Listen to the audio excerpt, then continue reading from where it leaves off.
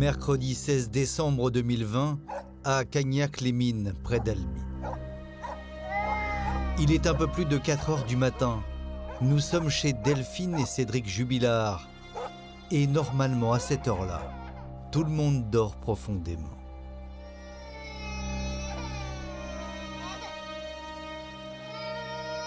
Cédric Jubilard est réveillé par les pleurs de sa fille qui a 18 mois. Il pense qu'elle a probablement perdu sa tétine. Il se lève, il constate que sa femme n'est pas dans la chambre et il constate aussi qu'elle n'est pas dans le salon. Là, il se rend compte que Delphine n'est plus dans la maison. Cédric Jubilard, le père de famille, s'aperçoit aussi que leurs 2 chiens sont à l'extérieur de la maison et cela n'est pas normal. En ouvrant la porte, il aurait constaté la présence de ces 2 chiens. Lui laissant à penser que Delphine avait pu éventuellement les sortir dans la soirée alors que lui dormait. Que les chiens étaient revenus, mais pas Delphine. Il explique alors avoir essayé de la contacter. Pas de réponse. Et là, il envoie des messages à ses copines, pensant qu'elle était chez elle. Problème, les amis n'ont absolument aucune idée d'où se trouve Delphine.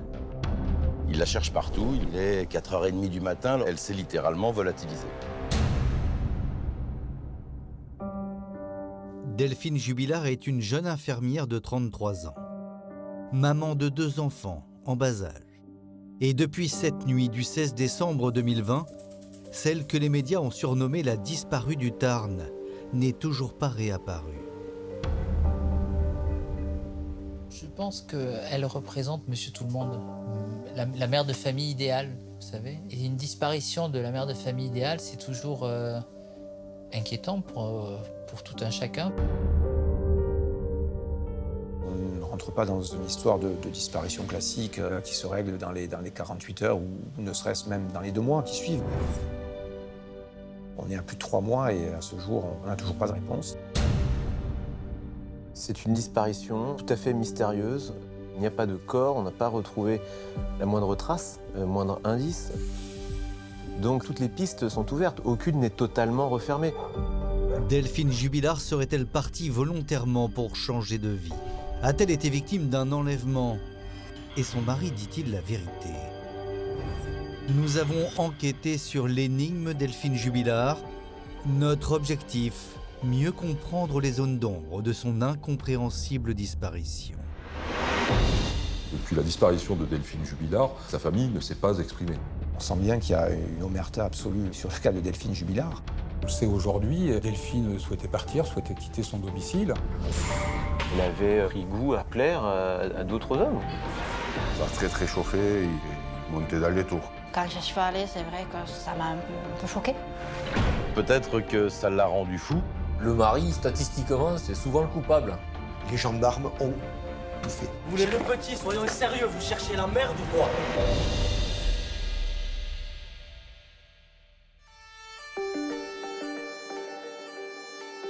Il est à présent 6 heures du matin, ce mercredi 16 décembre. Alertés par le mari, une demi-heure plus tôt, les gendarmes sont déjà au domicile du couple. Et ils cherchent à retracer les dernières heures de la disparue. La gendarmerie est extrêmement réactive. L'appel est pris manifestement au sérieux. Il déclare aux gendarmes que Delphine ce soir ne travaille pas, comme toute la semaine d'ailleurs, puisqu'elle avait posé ses congés pour pouvoir préparer les fêtes de Noël. D'après la version fournie par Cédric Jubilard lui-même, il serait donc allé se coucher vers 22h30, laissant Delphine et son fils devant la télévision. C'est un mardi soir, il n'a pas école le lendemain. Et à 23h, elle va coucher l'aîné. Et d'ailleurs, lui aussi le dit, puisqu'il a été entendu aussi par les enquêteurs. Il se souvient d'avoir embrassé sa maman, de lui avoir fait un câlin, bonne nuit, à demain. Selon son mari, Delphine serait sortie uniquement avec sa doudoune blanche et son téléphone. Sans argent ni papier, elle n'aurait pas pu aller bien loin. Alors forcément, tout le monde pense qu'elle a fait une mauvaise rencontre. Et alors que la nouvelle se répand, le petit village de Cagnac-les-Mines, où la famille Jubilard habite depuis 2014, change de visage. Les journalistes dépêchés sur place constatent que les rues sont inhabituellement désertes. Cette disparition paraît très inquiétante et j'y vais le dimanche. Je trouve très peu d'habitants dans Cagnac.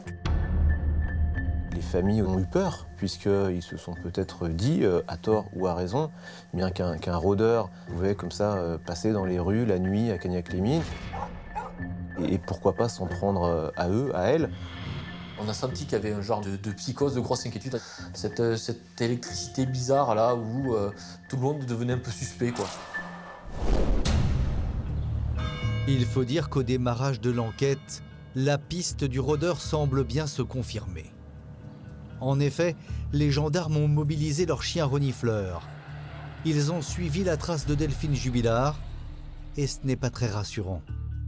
Car les chiens vont désigner le trajet de Delphine entre son domicile et ce panneau stop. Le chien va suivre un parcours d'environ 200 mètres et il va s'arrêter à un stop. Et à partir de là, on ne sait pas très bien ce qu'elle est devenue. Est-ce qu'elle est montée dans une voiture? Est-ce qu'elle a été enlevée par un prédateur sexuel? On n'en sait rien. Mais pour tous ceux qui connaissent les lieux, cette première hypothèse, celle de la mauvaise rencontre, ne semble pas tenir la route. C'est un lotissement qui est relativement dense. Les habitations sont proches les unes des autres. Et donc, on a du mal à imaginer comme ça qu'une personne puisse être enlevée au cours d'une promenade nocturne sans qu'il y ait le moindre bruit. On est en plein couvre-feu, donc les déplacements en voiture sont en théorie interdits. À Cagnac-les-Mines, entre 23h30 et 4h du matin, c'est pas l'A62, il n'y a pas beaucoup de monde. Il n'y a personne dans la rue, il n'y a pas d'animation, c'est en dehors du village, c'est en dessous du village. Aller se poster là pour imaginer, attendre une proie, j'y crois pas du tout.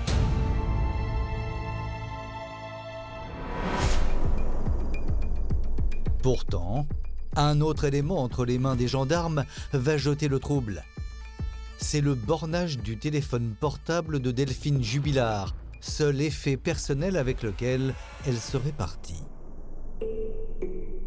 Pascal Maès est expert en téléphonie auprès des tribunaux. À notre demande, cet ancien gendarme a examiné la configuration locale. Le téléphone, forcément, si elle est sortie avec, on va supposer qu'il était allumé. Donc s'il est allumé, il borne. C'est-à-dire là, en l'occurrence, si on regarde la configuration, la maison, c'est le carré rouge. Si on regarde les relais, il y en a un qui est à 500 mètres à l'est, on va dire, hein, le relais sur lequel il a l'habitude de borner. Ce relais au centre du village, sur le château d'eau, c'est ici que s'est connecté le téléphone de Delphine Jubilard lorsqu'elle était chez elle. Or, cette nuit-là, son smartphone va ensuite se connecter à un deuxième relais, à l'écart du village. Le téléphone borne pour la dernière fois sur un relais qui est situé à 2 km du centre du village. Ici, on a un relais qui lui est à 2 km 3 à peu près, 2 km 3, 2 km 4. Et quand on descend, on s'aperçoit ici qu'on a un grand nombre de relais, dont le plus proche est à 2 km 39 et le suivant aux alentours de 2 km 60, 70 quoi. Le dernier signe qu'a donné le téléphone de la jeune infirmière avant de s'éteindre indique une direction, voire une zone de recherche. Seulement cette zone n'est pas si simple à explorer. La zone dans laquelle elle a disparu, c'est une zone très accidentée, où il y a un très grand nombre de mines et où, pour une personne mal intentionnée, on pourrait trouver de très nombreuses cachettes. Pour ratisser le secteur, de gros moyens sont déployés. Les gendarmes prennent l'affaire au sérieux dès le départ. On a 80 militaires de la gendarmerie sur le terrain, une équipe cynophile, un drone, des plongeurs, un hélicoptère. Mais une semaine après sa disparition, Delphine Jubilard est toujours introuvable. Toute la région est suspendue aux avancées de l'enquête et s'inquiète du sort réservé à cette jeune femme que rien ne prédestinait à faire la une de la presse. Elle a passé toute son enfance, son adolescence à Gaillac. Ensuite, lorsqu'il a fallu intégrer une école d'infirmière, elle est allée à Albi. Son premier emploi, c'est à la clinique d'Albi. C'est ici, à la clinique Claude Bernard, que Delphine travaille depuis ses débuts, il y a 10 ans. Elle accompagne notamment des malades en fin de vie. C'est quelqu'un qui faisait l'unanimité, semble-t-il, autour d'elle. Alors, pour sa gentillesse, pour sa douceur, pour sa sympathie. C'est quelqu'un de très studieux. Mais après, à côté de ça, elle était quand même assez rigolote. Elle aimait bien faire la fête, tout ça. C'est une jeune femme qui a des goûts relativement simples, dans lesquels chacun peut se retrouver. C'est une personne comme il y en a plusieurs centaines de milliers en France. Alors, lorsqu'une semaine après sa disparition, les gendarmes décident d'organiser une immense battue, ce sont près de 1800 personnes qui répondent présentes. Les gendarmes ont été presque dépassés parce qu'il y avait vraiment beaucoup de monde. Donc vous êtes très nombreux, donc il faut qu'aucun mètre carré que vous allez fouler ne soit pas fouillé. Et donc ils ont organisé des zonages et ont pu fouiller une plus vaste zone que ce qu'ils avaient fouillé à 50, quoi. Mais pour les journalistes présents, cette battue laisse toutefois une étrange impression. On se rend compte très vite qu'il y a manifestement deux clans qui vraiment s'opposent. On a d'un côté le clan Delphine Brossaguel, de son nom de famille, et le clan Cédric Jubilard. Les deux familles ne se mélangent pas du tout. Et à aucun moment, ils se connectent, à aucun moment, ils vont chercher ensemble, main dans la main. Comme s'ils ne se parlaient pas, comme s'ils s'ignoraient, alors que logiquement, au moins pour l'occasion, ils auraient pu œuvrer ensemble. Tout ça mettait une ambiance assez particulière sur cet événement. Et ce n'est pas le seul élément qui va intriguer les observateurs. Depuis la disparition de Delphine Jubilard, sa famille ne s'est pas exprimée. Ils voient plutôt d'un bon œil que les médias soient là pour parler des recherches, etc. Mais dès qu'il s'agit de s'entretenir avec les uns et les autres, c'est un refus catégorique. On fera des déclarations le moment venu. On sent bien qu'il y a une omerta absolue sur le cas de Delphine Jubilard. La première chose qui nous vient à l'esprit, ils sont touchés par la disparition d'un être cher, donc ils n'ont pas la tête à se répandre sur les médias, ce qu'on peut comprendre. Ou alors, il y a aussi un secret, quelque chose qui ne doit pas être divulgué, une affaire, un événement qui ne doit absolument pas sortir de la famille. Deux clans, deux familles qui se taisent et le mystère qui s'épaissit. Très vite, un homme se retrouve au centre de toutes les attentions. Cédric Jubilard, le mari de Delphine. Je crois que Cédric Jubilard est l'un des seuls personnages qu'on voit, puisqu'il est notamment filmé et photographié. C'est le visage finalement de cette famille Jubilard, le seul visage auquel les médias et le public a accès. Tous les regards sont braqués vers lui, bien sûr. Forcément, c'est la dernière personne connue à avoir vu Delphine. Le mari, statistiquement, c'est souvent le coupable. Et donc les gens se disent, bon, c'est forcément lui. Il a le costume du parfait suspect. Il faut dire que Cédric Jubilard n'est pas très bavard. Il se fait discret, voire fuyant. Cédric, la première fois que j'essaie de l'aborder, il est recroquevillé sous son bonnet, sa capuche et son écharpe. Et il est entouré des siens, et dès qu'il y a des gens qui s'approchent de lui, ils sont de suite fusillés du regard. Patrick Hisson est l'un des rares journalistes à avoir pu l'approcher le jour de la battue. Pour lui, cela ne veut pas forcément dire que l'homme a quelque chose à se reprocher. On est quelques collègues devant la maison de la famille Jubilard. Et tout de suite, alors qu'on se rapproche pour éventuellement solliciter une interview, il nous dit cette simple phrase « Je me sens perdu, je veux qu'elle revienne ». Et il rajoute derrière aussi, parce qu'il sent déjà tout ce poids de ce village qui pèse sur lui, qui bruise de rumeurs. Il me dit « Je sais que l'immense majorité du village pense que je suis le coupable. » Le village et bientôt la France entière. D'autant que vient de se terminer de manière spectaculaire une autre affaire qui pourrait lui ressembler étrangement. On sort de quelques semaines après l'affaire Jonathan Daval. Cette personne qui jouait les mariés pleurait lors de la disparition de sa femme et qui, on se rend compte au bout de 3 mois que c'est lui qui l'a tué. Bon, voilà. Évidemment, on fait des raccourcis. Dans le cas de l'affaire Daval, on a une jolie blonde qui est partie faire un jogging. On va retrouver un peu plus tard morte. Et là, on a une jolie femme brune qui quitte la maison pour aller promener ses chiens. Et à chaque fois, c'est le mari qui prévient les gendarmes. Alors, le même scénario se répéterait-il? Cédric Jubilard serait-il un nouveau Jonathan Daval? Sur les réseaux sociaux, c'est un déferlement.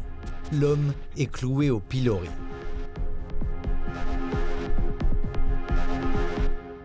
Cédric Jubilard va être rapidement visé sur les réseaux sociaux par un certain nombre d'accusations extrêmement graves, simplement parce que lui ne s'est pas exprimé et que, évidemment, ça offre le flanc à un certain nombre de thèses contre lesquelles il ne s'est jamais réellement élevé. Parmi ces accusations, il y a un style de vie qui dérange et les apparences d'un jeune marginal. C'est vrai qu'il a un profil aussi de consommateur très régulier de stupéfiants, cannabis, herbes. Tout ça, il ne s'en cache même pas. Sauf que dans la rumeur publique, de toxicomane à coupable idéal, il n'y a qu'un pas. Les gens ont vite fait de faire un raccourci en disant de toute façon, à partir du moment où il fume des joints, ça peut être que lui l'assassin. Ah non, le raccourci est totalement aberrant. Regardez les statistiques des consommations de cannabis chez les moins de 35 ans. Alors, voilà, vous serez assez surpris. Alors si toutes ces personnes-là sont des tueurs potentiels, j'aime autant vous dire qu'on a beaucoup d'inquiétudes à se faire. Se sentant harcelé, accusé à tort, le mari de la disparue refuse de parler à la presse. Il entreprend même de barricader sa maison pour échapper au regard. Il a commencé à bâtir un mur chez lui parce qu'il en a marre de voir débarquer des caméras, des micros, etc. devant sa maison. Il a vécu tout cela de manière très intrusive. Il y a des organes de presse qui ont quand même jugé bon d'aller jusqu'à publier son adresse personnelle.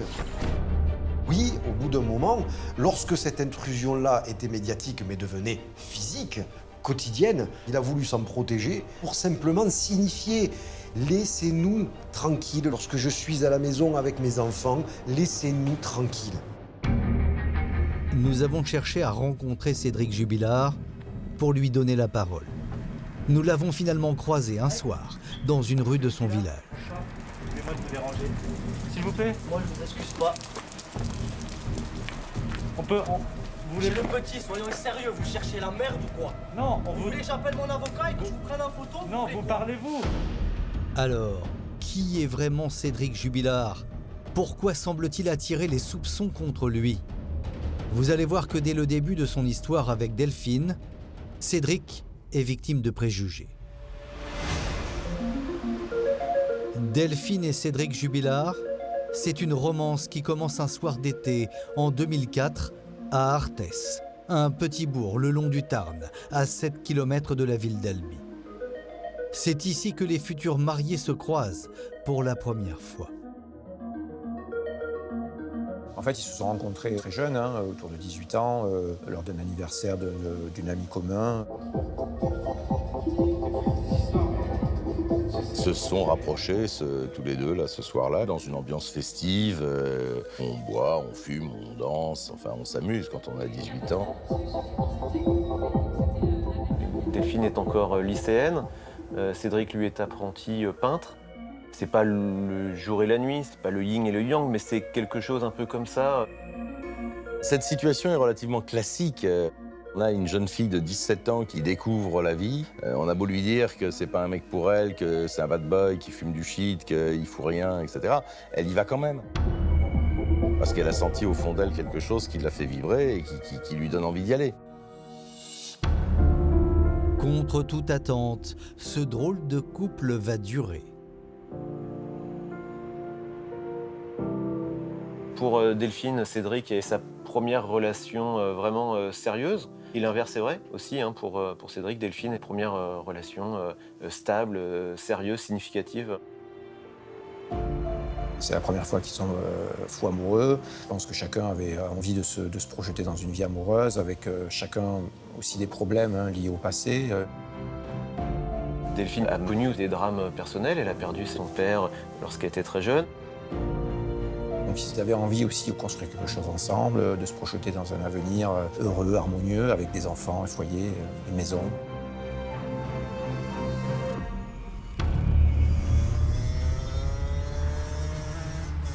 C'est ici, dans cette modeste maison à Arthès, que le jeune couple s'installe en 2008. Ils ont une petite maison qui est sur le bord de la route, qui ne paye pas de mine. Elle est étudiante donc à l'école d'infirmière. Lui, il a son boulot de plaquiste, peintre. Donc ils sont un peu en difficulté, entre guillemets, financière. Mais ils s'aiment, ils sont heureux d'être ensemble et ils se débrouillent. Nous avons retrouvé un ancien voisin du couple Jubilard. Lorsque Delphine est apparue à la une des médias, il ne l'a pas tout de suite reconnue. Je ne savais pas qui c'était. Vu qu'elle était tellement discrète que c'est quand les gendarmes sont venus claquer aux portes que j'ai fait le rapprochement. Ben lui, on l'a reconnu, bien sûr. Il se reconnaît facilement. Il faut dire que dans le quartier, contrairement à sa compagne, Cédric a eu des conflits de voisinage.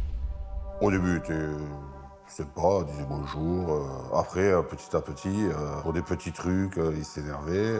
Il voulait montrer que c'était lui le chef, quoi, et voilà. Une fois, il s'était garé devant la baie vitrée, on ne pouvait ni rentrer ni sortir. Lui, il voulait cette place-là, et ça l'énervait s'il n'avait pas la place. Ça a très très chauffé, il montait dans les tours. Il cherchait la confrontation, quoi. Avec les proches de Delphine aussi, les relations ne sont pas au beau fixe. Sa réputation de bad boy lui colle à la peau. C'est vrai que dans l'entourage de Delphine, Cédric ne fait pas l'unanimité, loin de là. Delphine a vécu dans une famille qui était très soudée, qui est très unie. Et évidemment, ils veulent le bonheur et tout le bien pour Delphine. Et ils se rendent compte que Cédric, en tout cas en apparence, n'est peut-être pas la personne qu'il lui faudrait.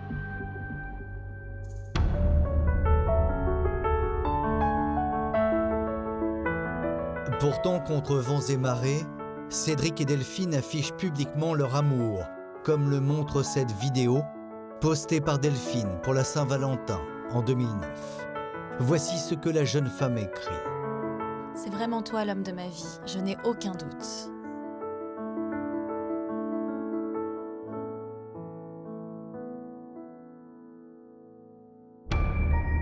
Cette belle histoire va-t-elle résister à l'usure du temps ? Cédric sera-t-il rattrapé par ses vieux démons ? Tandis que les enquêteurs fouillent le passé du couple, un événement va épaissir encore un peu plus le mystère.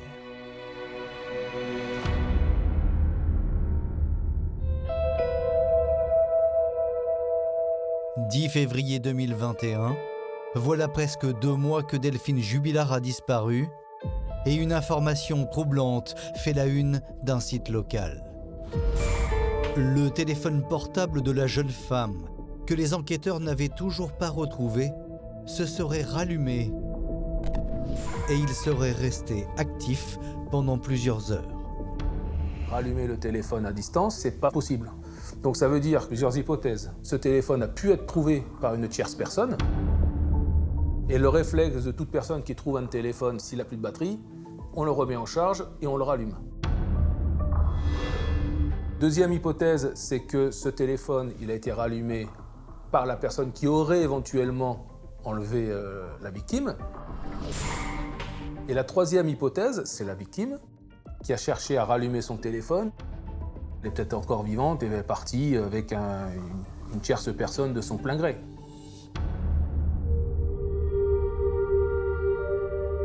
Alors, serait-ce un signe d'espoir ? Le signe que Delphine est en vie et qu'elle est partie de son plein gré.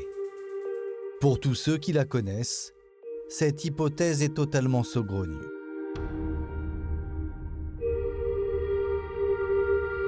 L'hypothèse de la disparition volontaire est une hypothèse qui est inimaginable.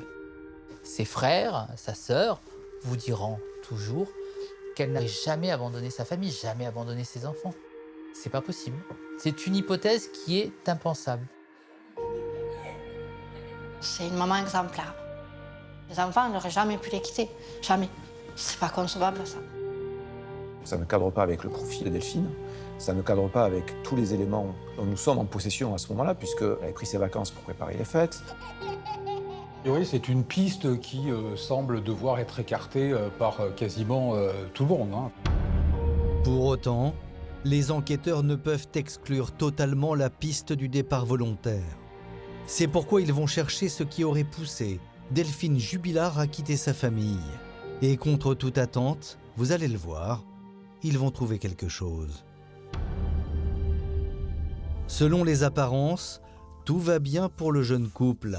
Sur les réseaux sociaux, Delphine affiche aux yeux de tous une vie sans nuages, avec notamment l'arrivée de son fils en 2014. Delphine a mis en image un petit peu toute sa vie, les événements agréables de sa vie. On a le sentiment d'une jeune femme qui prend la vie à fond, agréablement. Cédric, lui, se montre romantique, comme lors de ce dîner à Albi, à la fin de l'année 2011. Il l'avait invité au restaurant. À la fin du repas, au moment du dessert, il avait formulé sa demande en mariage sur le gâteau. Donc c'est vrai que c'est original et en même temps, c'est romantique. Donc il sait aussi faire ça. Donc ça se fait, il se marie assez rapidement. En 2013, à Albi, mariage très heureux, mariage d'amour. On a un peu l'impression que c'est lui son premier fan. Il est très fier d'être avec elle. Elle est belle, elle réussit. Il doit même se demander comment il a autant de chances d'avoir réussi à séduire et à être aimé par cette femme.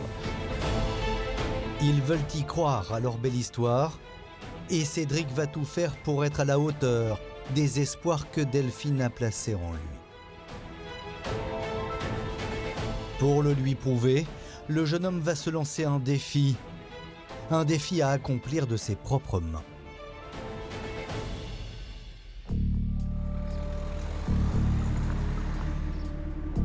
C'est à Cagnac-les-Mines que le couple va lancer le projet de sa vie, dans un lotissement, et plus précisément, sur ce terrain.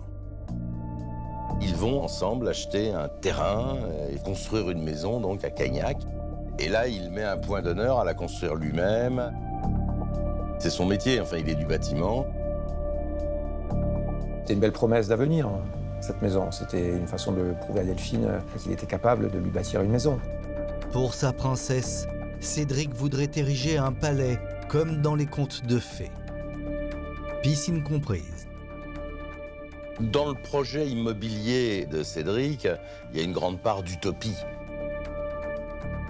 Pour la piscine, c'est quasiment impossible vu le dénivelé, ou alors ce serait une baignoire. Il y a des difficultés techniques à surmonter.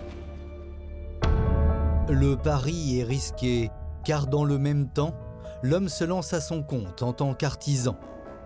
Son enseigne, Jubilard & Co.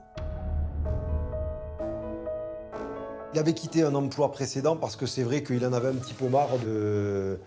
il avait envie tout simplement de voler de ses propres ailes et de tenter la création de sa propre entreprise. Voilà, même s'il ne gagne pas non plus des sommes folles, il est plutôt travailleur. Après, il est très rigoureux, m'a-t-on dit, donc du coup, il va prendre du temps. Travailleur indépendant, avec un premier enfant et bientôt une maison pour toute sa famille, tout semble sourire à Cédric Jubilard. Sauf que dans la réalité, le jeune homme est dépassé.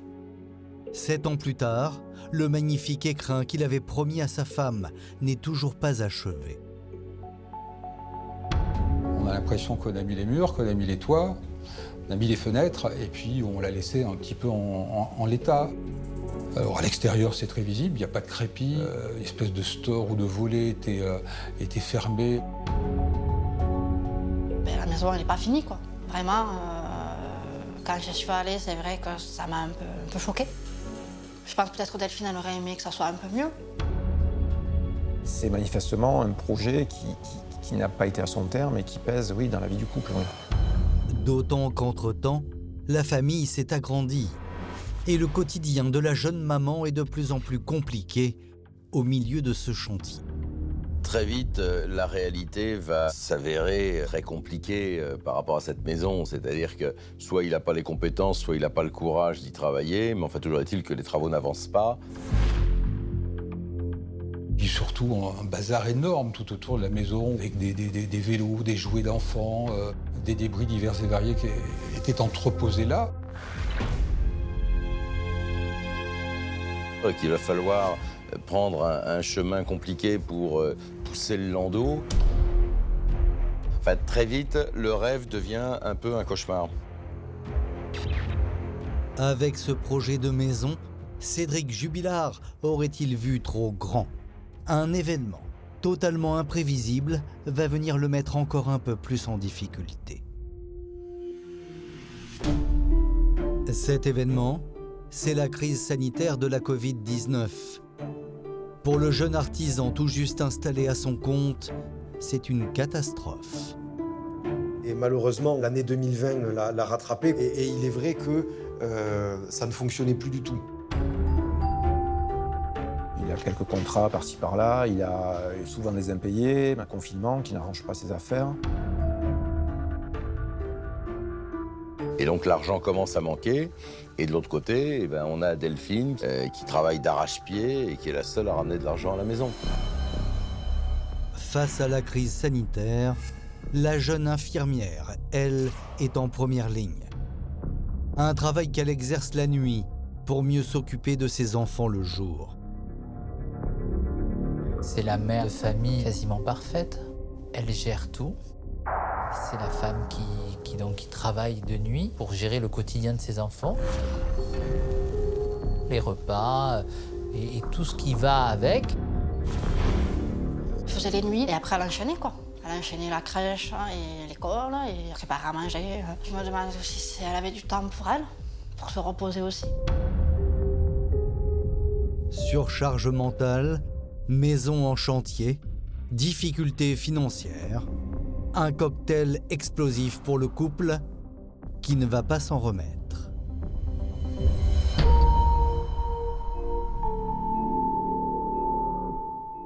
Cette routine est très lourde à gérer, voilà. Donc au bout d'un moment, le couple se délite.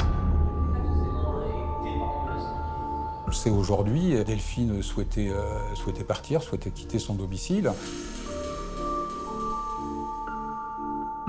Delphine Jubilard était en instance de séparation, même si n'était pas techniquement en instance de divorce, mais le divorce, l'idée même du divorce était acquise, elle était définitive.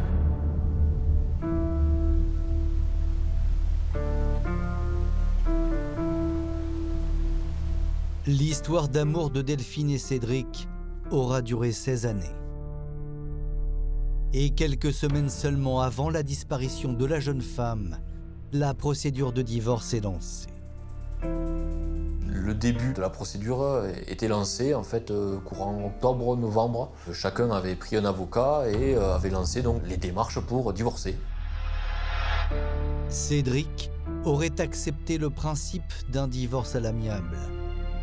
En tout cas, c'est ce qu'il soutient devant quelques journalistes lorsque l'affaire éclate. Il nous dit très précisément, oui, c'est vrai, c'est Delphine qui voulait partir, qui voulait quitter la maison, mais nous faisions le maximum avec mon épouse pour nous comporter en très bonne intelligence pour que les enfants n'en subissent pas les conséquences.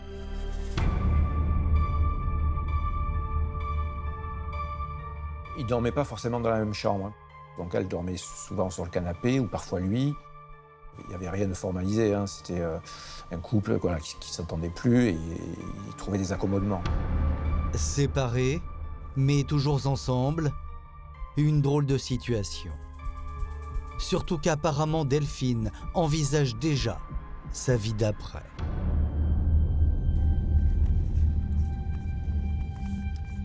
Et je sais qu'elle avait tout organisé. Elle avait prévu son départ. Après, elle avait prévu de passer des fêtes de Noël, ça c'était prévu. Mais après, elle devait partir en début d'année. Elle avait déjà prévu ça. Elle avait déjà prévu le logement avec ses enfants. Elle avait demandé la garde exclusive des enfants. Fidèle à son tempérament de femme qui sait ce qu'elle veut, Delphine organise sa nouvelle vie en laissant peut-être déjà la place à un nouvel amour. En fouillant dans ses communications, les enquêteurs auraient découvert que la jeune infirmière avait noué un contact virtuel via un site de rencontre avec un autre homme. Un contact particulièrement intime. Il y a une relation épistolaire qui s'est nouée sur Internet avec une personne en qui elle a visiblement une grande confiance. L'histoire ne dit pas s'ils se sont connus, rencontrés physiquement. On sait qu'il y a eu de longs échanges entre eux.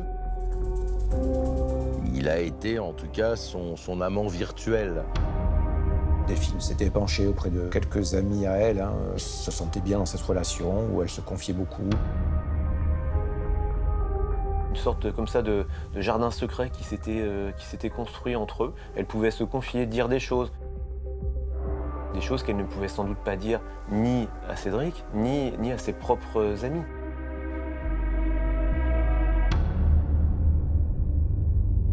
Pour les gendarmes, cet amant virtuel devient un éventuel suspect.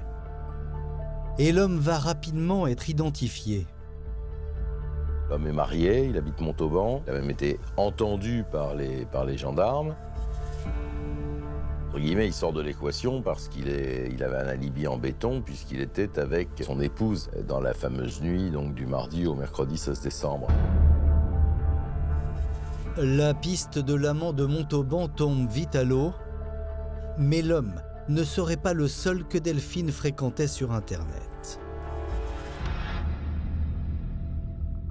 Selon les médias, quelques jours après la disparition, Cédric Jubilard aurait fait une troublante découverte en fouillant dans les papiers de Delphine. Il va découvrir un petit peu la double vie de Delphine, puisqu'il va effectivement tomber sur des talons de chèque, sur des relevés bancaires. Cédric trouve des traces de réservation, de Airbnb, d'hôtels. Lui, il découvre véritablement la vie cachée de sa femme à ce moment-là. Delphine Jubilard avait peut-être, pris goût à plaire à d'autres hommes. Et c'est un schéma relativement classique quand un couple s'est délité et que les choses sont dites.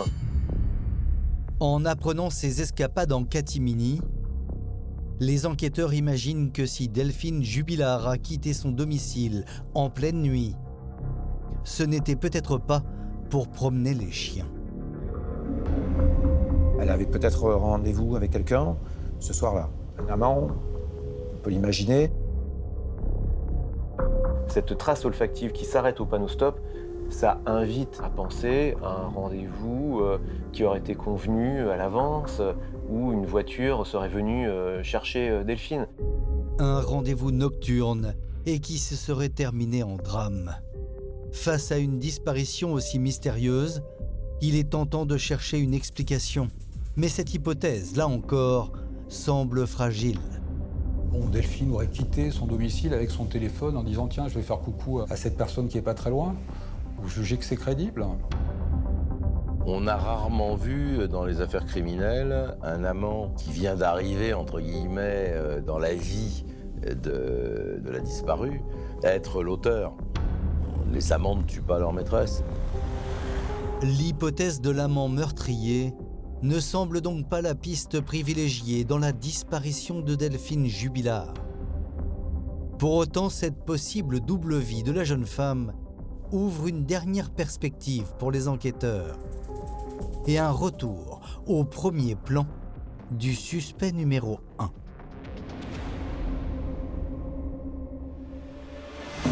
Et si la jalousie était la cause de tout? Et si Cédric Jubilard avait découvert plus tôt les factures de la jeune femme? Et si les chiens de la gendarmerie s'étaient trompés et que Delphine n'avait jamais quitté sa maison?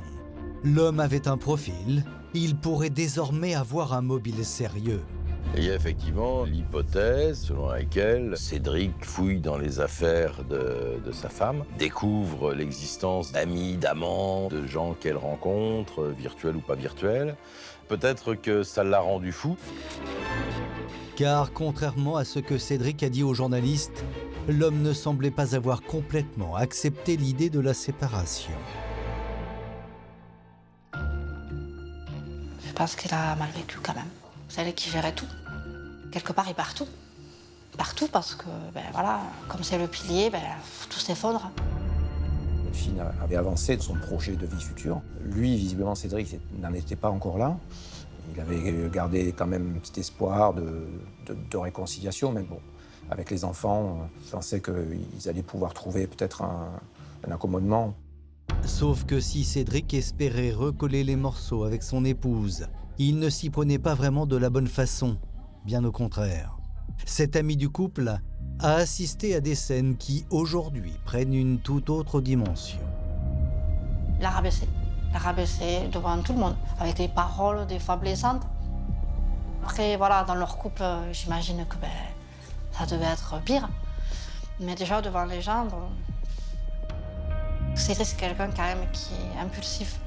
Donc peut-être que pour pas accentuer la chose, il préférait se taire, quoi. Delphine aurait-elle fini par ne plus supporter cette situation ? Une dispute aurait-elle éclaté la veille de la disparition ? Les enquêteurs ont cherché à savoir si une dispute avait pu éclater.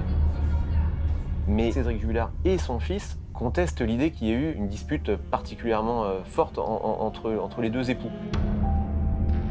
Quand bien même il y aurait eu une dispute, est-ce que cela signifie pour autant qu'il aurait participé de près ou de loin à la disparition ? Parce que les spéculations aillent bon train, c'est une chose, qu'elles soient fondées, c'en est une autre.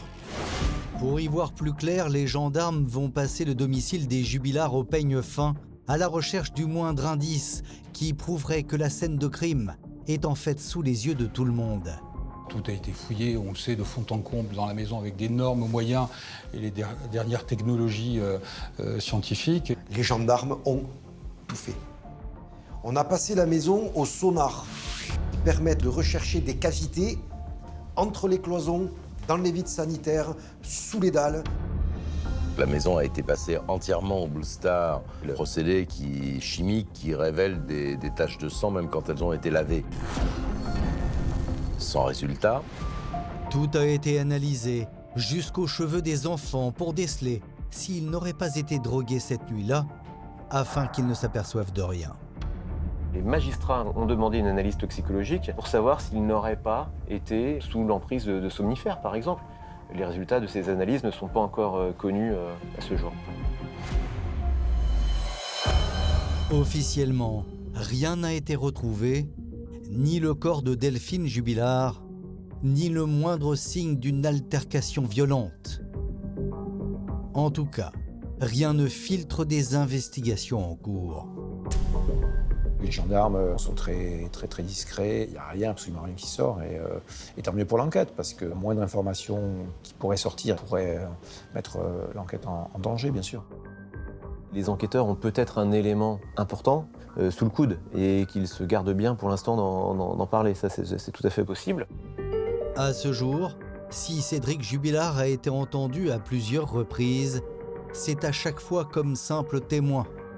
Il n'a jamais été placé en garde à vue et encore moins mis en examen. Se pourrait-il qu'il s'agisse d'un crime parfait, un crime sans cadavre ni trace? Ou alors Cédric Jubilard, qui vit toujours sur place avec ses enfants, est-il tout simplement innocent?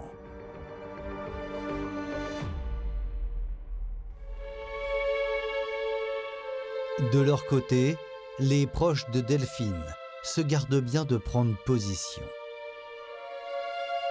D'abord, il y a une prudence qui s'impose parce qu'ils ne savent pas, tout simplement. Ils sont eux aussi dans l'expectative, l'attente.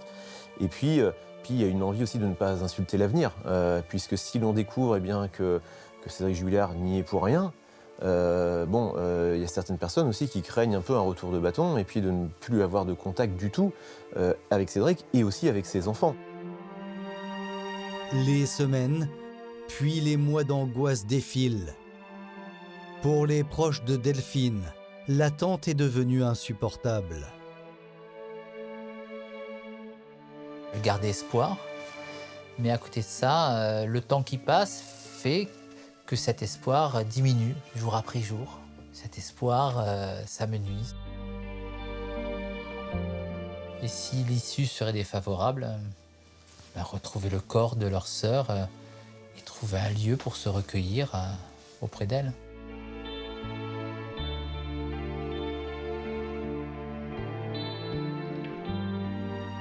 Delphine Jubilard demeure la disparue du Tarn. À ce jour, l'affaire de la jeune infirmière d'Albi, son incompréhensible départ en pleine nuit, n'a toujours pas révélé tous ses mystères.